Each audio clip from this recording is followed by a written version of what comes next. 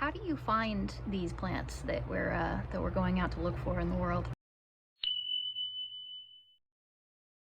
It's just a matter of getting out there and going to find it for yourself.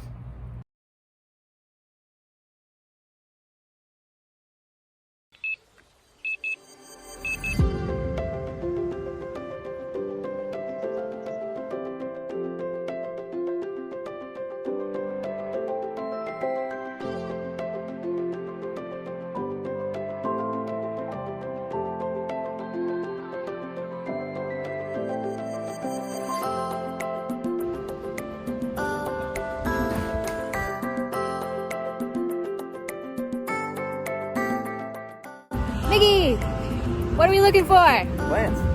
Let's go! And oh my god.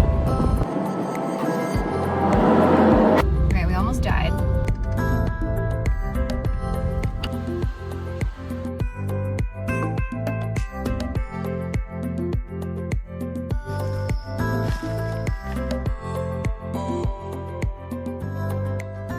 So what's up, guys? We just arrived here at our hostel in Costa Rica. We're just decided to go out for a little stroll on the dirt road, you know, right behind the lodge.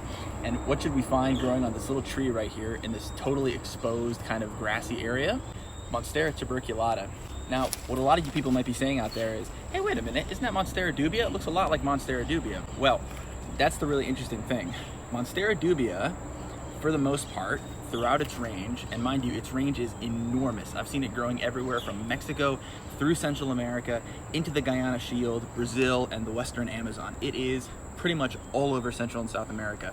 And throughout most of its range, it will in fact have that kind of silvery coloration, which is pretty indicative of Monstera dubia. However, when you're in Costa Rica, something kind of interesting happens, and that is that Monstera tuberculata, another shingling species similar to dubia, for some reason exhibits that variegation. I don't know why. You know, the first time I saw it happening, I asked Marcos Cedeños what was going on, and he was like, no, that's Monstera tuberculata. So for whatever reason, Monstera tuberculata in Costa Rica has a variegated pattern. So all the plants that you're seeing around here that look like Monstera dubia are actually Monstera tuberculata, which is really weird. And what's even weirder is to see this plant climbing up a tree, because it grows and acts just like Monstera tuberculata.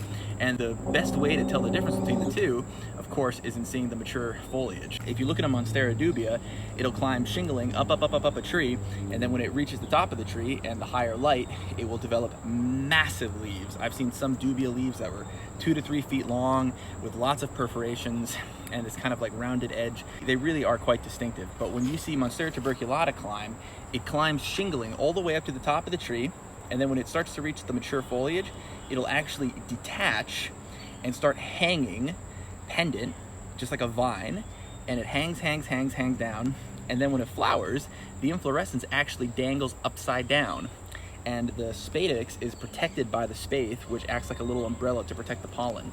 It's a really unique trait and a really unique adaptation. Monstera tuberculata has managed to make use of this bizarre niche that none of the other Monsteras figured out how to use. And for that reason, Monstera tuberculata is actually in its own Monstera section, which is really kind of interesting. But I thought that was just kind of a neat tidbit.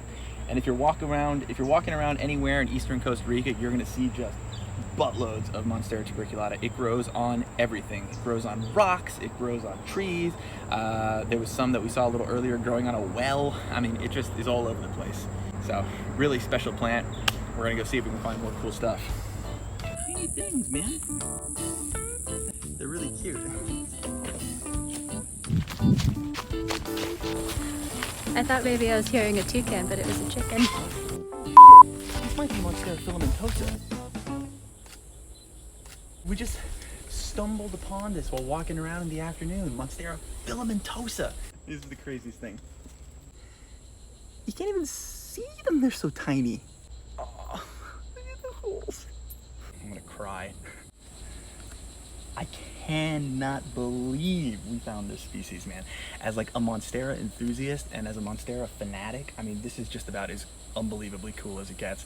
I've wanted to see this species for years. I mean, this thing's phenomenal. So the name of this plant is Monstera filamentosa, and I don't know what reason they use to call it filamentosa, but if you want to ask me why they call it filamentosa, it's this right here.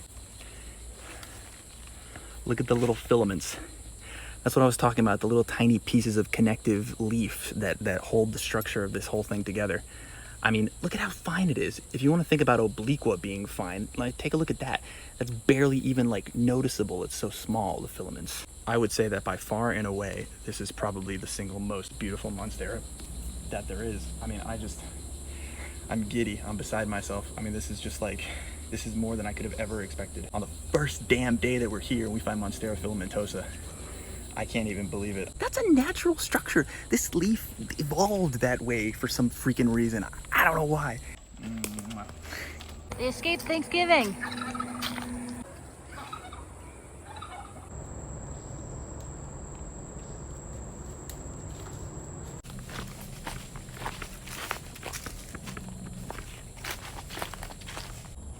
What is that? So this is one of the species that we were seeing a ton of while we were driving over here through the mountain pass, and it's a species of Cardilovica.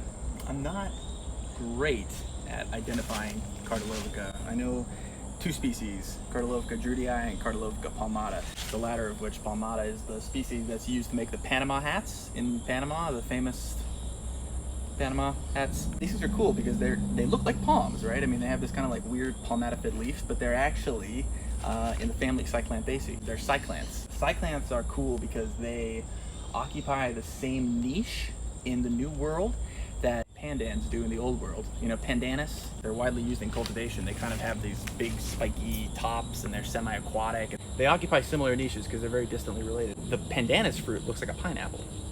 I've had people in the past tell me, be like, oh yeah, I saw a pineapple tree. And I go, a pineapple tree? That's not right. But it's because they saw a pandanus growing as a landscape plant that had a fruit. It looked like a pineapple.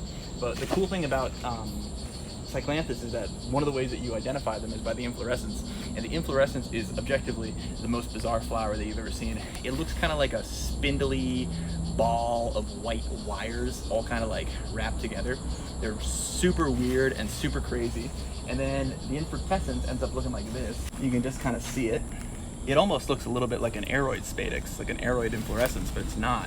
And that's why people say that Cyclanthus are kind of like a strange intersection where palms and philodendrons kind of clash, because some Cyclanthus will climb, like Asplendia tend to climb a lot. Some of them are totally epiphytic, like Corrigine pendula, you know, it hangs upside down. I'm hoping we get to see some of that on this trip.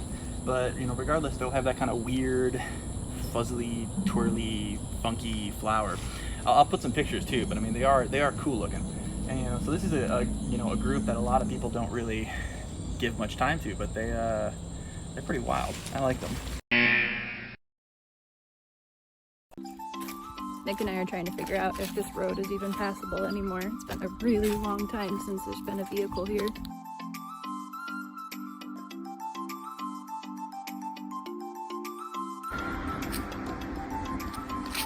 It looks fine to me.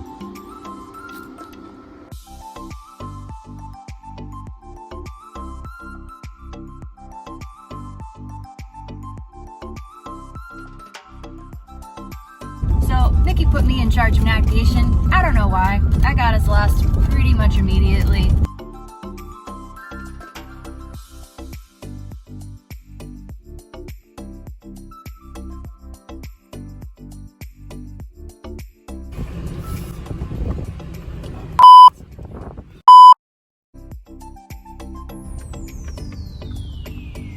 You look very confused to see us.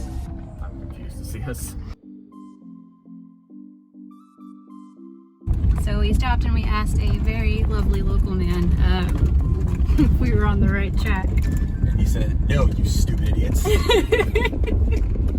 he goes, also, nice job destroying your rental car. Yep, he did. And we asked him what was at the top of this road, and he said, Rustica.